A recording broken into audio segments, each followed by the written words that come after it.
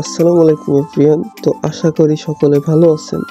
তো আপনাদের জন্য কিন্তু নিয়ে চলে আসলাম নতুন একটা বাস মোডের রিভিউ। বাস মোডটার ফ্রন্ট সাইড দেখতেই পাচ্ছেন, খুবই অসাধারণভাবে কাজ করা হয়েছে।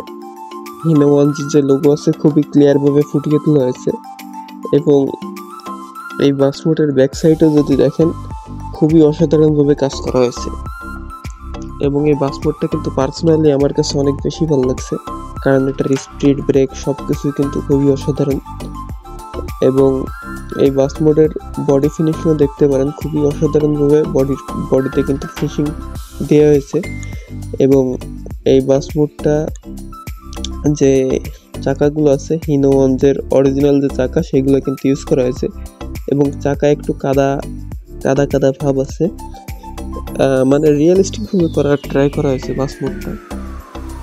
এবং এই বাস মোডটার ড্যাশবোর্ডটা কিন্তু আমার কাছে পার্সোনালি অনেক বেশি ভালো লাগছে। হিনোর যে ড্যাশবোর্ড থাকে ওইটাই কিন্তু ইউজ করা হয়েছে।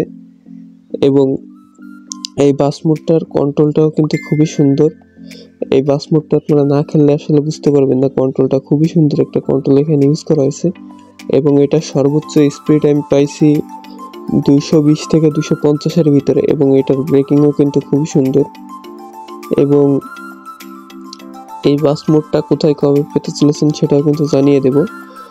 তো এই বাস মোডটা কিন্তু আমার ডিসক্রিপশন বক্সে একটা চ্যানেলের লিঙ্ক দিয়ে আছে। তো ওই চ্যানেলটাতে যখনই 8500 সাবস্ক্রাইব কমপ্লিট হয়ে যাবে, তো ওই চ্যানেলটা থেকে কিন্তু এই বাস মোডটা রিলিজ করে দেওয়া হবে।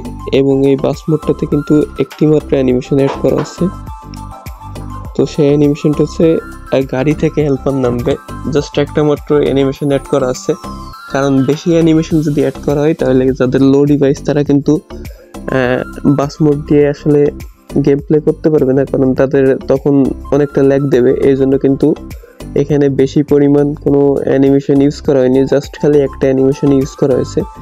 তো আজকের ভিডিওটা এই পর্যন্ত। তো আশা করি ভিডিওটা ভালো লেগেছে। যদি ভালো লাগে তো অবশ্যই চ্যানেলটি সাবস্ক্রাইব করে আমাদের পাশে থাকবেন।